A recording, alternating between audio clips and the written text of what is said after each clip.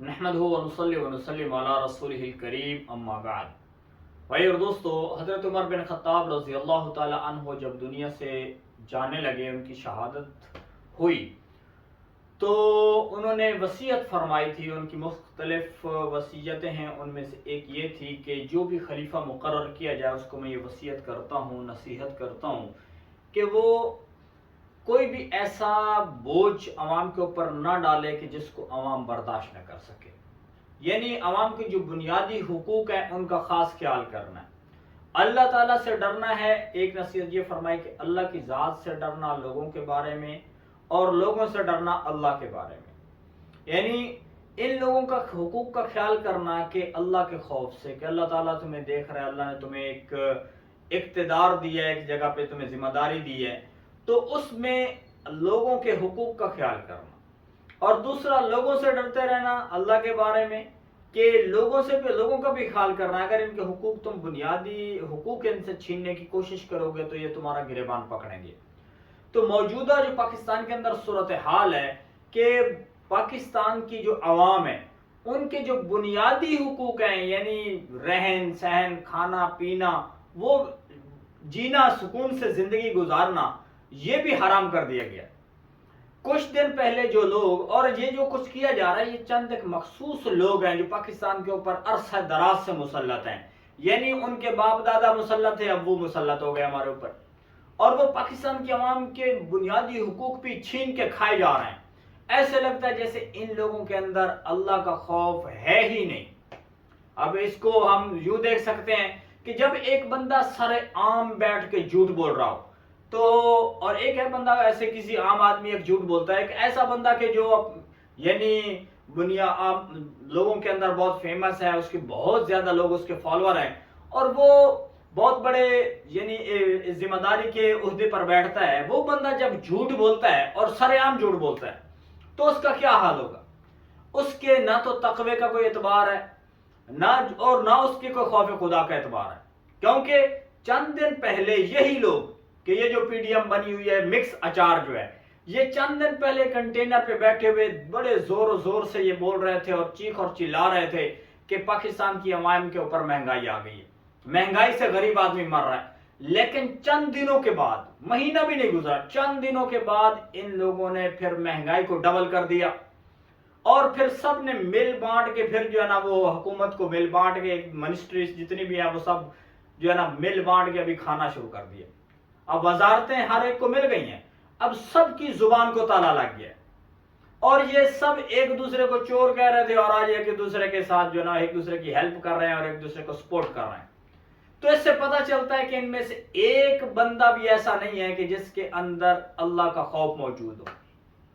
کوئی بندہ اس کو ثابت کر دے۔ ابھی خاص طور پر جو ہے اس میں ہمارے وہ ایک مولوی صاحب ہیں، فضل الرحمان صاحب، ماشاءاللہ بڑے صحت مند مولانا ہیں۔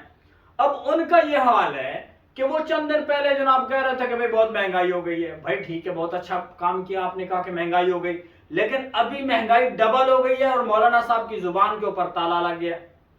اب وہ بول ہی نہیں رہے، اور پتہ نہیں وہ ہیں کدھر۔ وہ کہتے ہیں جی بس زمین کو گرم کر دو اور عمران خان کو جو ہے نا وہ اتنا یعنی کرو کہ وہ دنیا سے بیچارہ چل بسے۔ ارے بھائی مولانا صاحب، آپ جب بھی ہم، اور پھر مولانا کے جو فالوور ہیں، ان کے جو پیچھے چلنے والے لوگ ہیں، ان سے ہم سوال کرتے ہیں کہ یار مولانا کو تو سمجھاؤ یار یہ کیا کر رہا ہے۔ یعنی چند دن پہلے اس نے کہا مہنگائی، پھر وزارت لینے کے بعد اس کو ڈبل کر دیا، پھر اس سے پوچھا جاتا ہے، ہم کہتے ہیں بھائی مہنگائی ہو گئی، تو اس کے فالوور مولانا کے کہتے ہیں جو ہے بھائی مولانا فضل الرحمان تو حافظ ہے جی، عالم ہے۔ ہم کہتے ہیں بھائی مہنگائی زیادہ ہو گئی ہے، اور وہ کہتے ہیں جی مولانا صاحب تہجد گزار ہے۔ ہم کہتے ہیں کہ بھائی مہنگائی ہو گئی ہے، وہ کہتے ہیں جی مولانا فضل الرحمان تو حاجی ہے۔ ہم کہتے ہیں بھائی مہنگائی ہو رہی ہے، مولانا فضل الرحمان کی طرح ہے، وہ کہتے ہیں وہ تو حافظ قرآن ہے۔ او بھائی حافظ قرآن ہے، وہ عالم ہے، وہ مفتی ہے، وہ جو کچھ بھی ہے، وہ اپنی جگہ پہ، اس کے اوپر بحث ہی نہیں ہو رہی۔ ہم جو بنیادی پاکستان کے حقوق، پاکستان کی عوام کے جو بنیادی حق ہے کہ سکون سے زندگی گزار سکیں، کہ وہ بھی مولانا بھی وہ لوگ کہ جو پاکستان کی عوام کا جینا جن لوگوں نے حرام کیا ہوا ہے، ان میں مولانا کا پورا ہاتھ ہے، یہ پورے اس میں شامل ہیں۔ ان کے ابا جی مولانا جو مفتی صاحب تھے رحمت اللہ علیہ، دنیا سے چلے گئے، اللہ تعالیٰ خیر ان کی آخرت اچھی کرے، اس نے بھی ایسے اس کی طرح وہ بھی ایسی سیاست کرتے تھے، یعنی جب ان کو وزارت ملی ہے تو اس کے بعد پاکستان کی عوام بھاڑ میں جائے، کوئی اس چیز کی پرواہ نہیں۔ تو بھائی اس وقت جو ہے ایک ہی مخلص آدمی ہے عمران خان صاحب، ہم تو بار بار اس کی حمایت، میں خاص طور پر خان کی حمایت اس لیے کرتا ہوں کہ وہ پاکستان کے اندر عوام کی سیکیورٹی کے لیے اس نے جو کام کیا کہ بھائی پاکستان کی عوام کو کوئی ان کے اوپر بم نہیں پھینک سکتا، ان کو کوئی مار نہیں سکتا۔ فضل الرحمان صاحب ہوں یا کوئی نواز شریف ہے، زرداری ہے، جتنے بھی یہ کمینے لوگ ہیں، یہ سارے وہ لوگ ہیں کہ جن لوگوں نے پاکستان کی عوام کے اوپر بم پھینکوایا،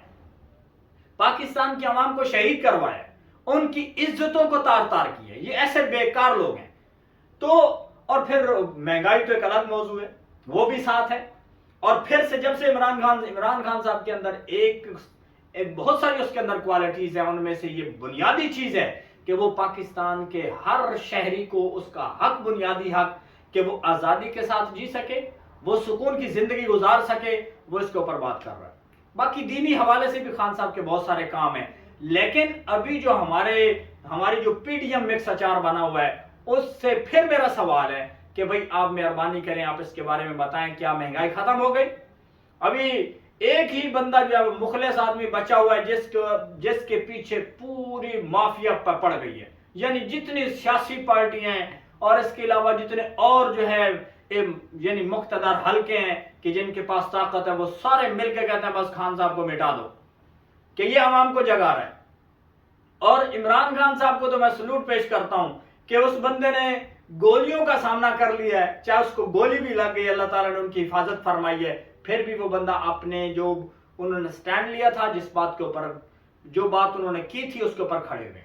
تو بہرحال میں تو اس وقت بھی یہ گزارش کروں گا تمام پاکستان کی عوام سے بھی کہ خاص طور پر بھائی جیسے عمران خان صاحب کا آپ لوگ ساتھ دے رہے ہیں، مزید عمران خان صاحب کا ساتھ دیں، اسی کے ذریعے سے